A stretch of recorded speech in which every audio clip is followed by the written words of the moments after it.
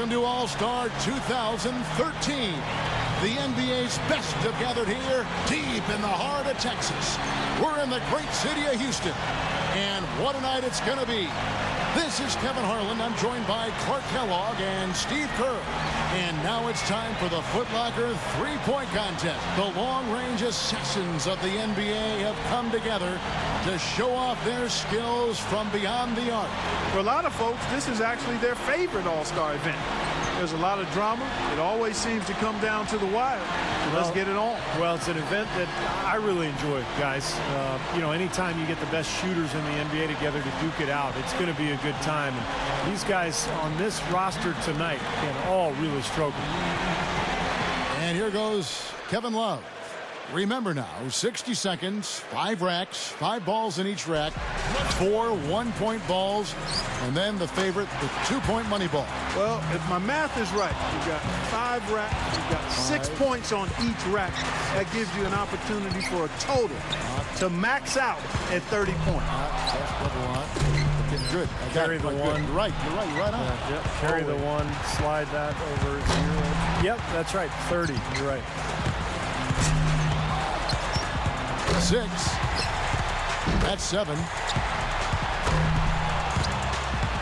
Money ball, no good. He's got 8. Now 9 points. And the big fella, Love, really locked in now, guys. Down to the final rack. He's got 12. Good for 13. Now 14.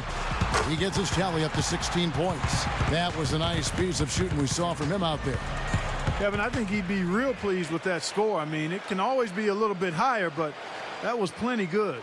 Yeah, I agree, Clark. He's probably happy with it, not ecstatic, but, you know, he did his job and put up a pretty good number. And so here's Nash now. You know, this might date me a little bit, and I'm okay with that, but when Steve Nash was in college, he was known for being a shooter more than a playmaker. I mean, that was his greatest strength. He could knock down the deep three, and that particular part of his game was still locked and loaded. You know, you're right. You are older because I remember watching him when I was in high school. You're right. So that's a good point there, Clark. Thanks. Up to 10 now. Drains the money ball. That's 13. Now 14. Nice finish. Well done.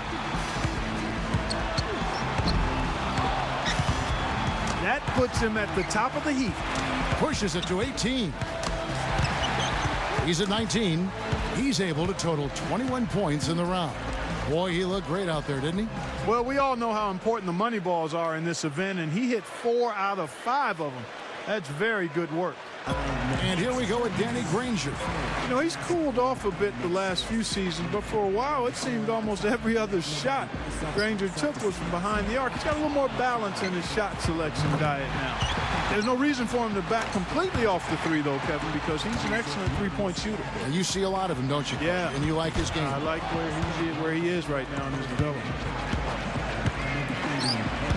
4 points. 5 points now. He's got to start moving this thing along, pick up the pace. He's going to be leaving some balls in the rack if he doesn't. He's up to 7. Gets the money ball.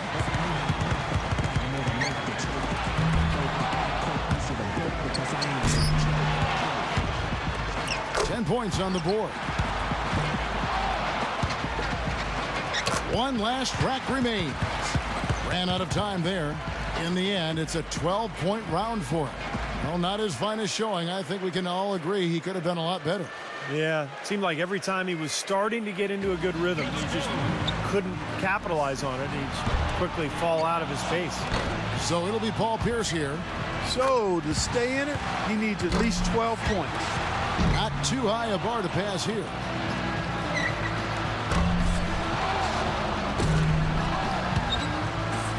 Not fun. 3 down. Hey, yeah, that's right. A sluggish beginning. He needs 8 points more to stay in contention. Nice run here by Pierce. He's got it rolling. That's 4 in a row now. He's finding that touch now. 2 more points to stick around. 11 on the board. Can't get the money ball. 1 more to stay alive. He's got 12. That's exactly the score he needed to get himself into 3rd place and secure a spot in the finals. He comes away with a total of 15 points. Well, a very respectable performance from him there, guys. Boy, he put that 3rd rack to bed in a hurry, didn't he? Just about the fastest 6 points you'll see in the shootout. And so we'll see Stephen Curry.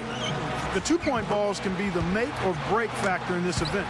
Was hitting the money ball something that you thought about during the course of a round, Steve, or was it just another shot for you?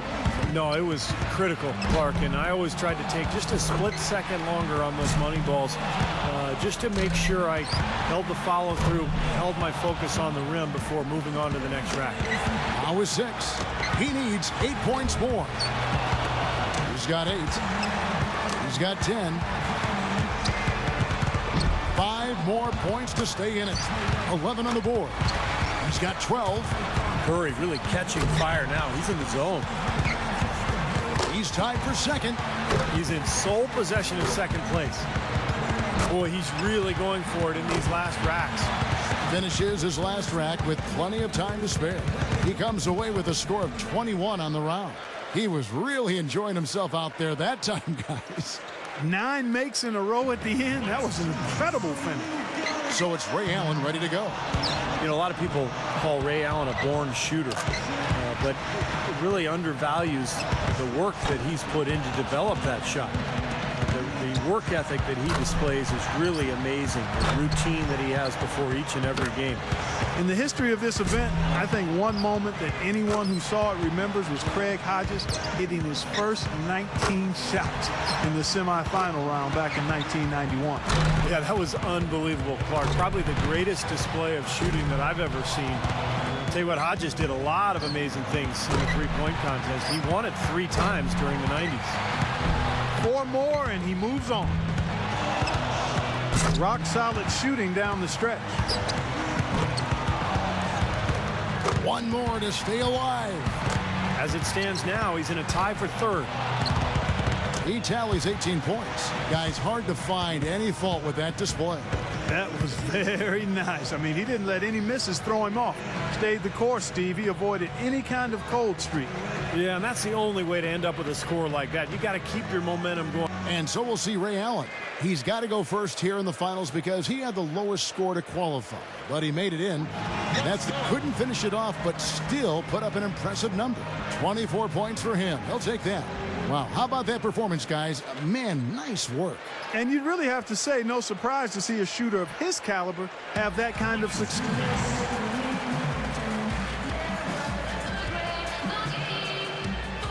And so we'll see Stephen Curry.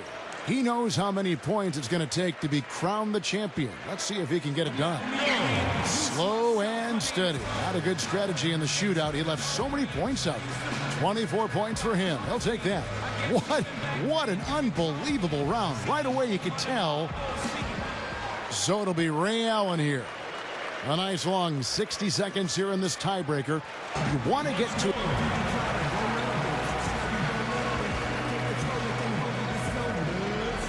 And so we'll see Stephen Curry. 60 seconds on the clock. He knows the number to beat. Let's go. He finishes the round with 17 points. And we have reached the conclusion of the Foot Locker 3-point contest. And what an event it has been. Our extremely gifted winner, Ray Allen. Such terrific sharpshooting on display. You never know who's going to take the crown. And the crowd here loving it too. And tell you what, we've got some pretty good seats here, guys. I feel like I relived it all over again. And from all of us here at 2K Sports, we're thrilled to have brought you this year's 3-point contest. This is Kevin Harlan, along with Steve Kerr and Clark Kellogg, saying so long and thanks for watching.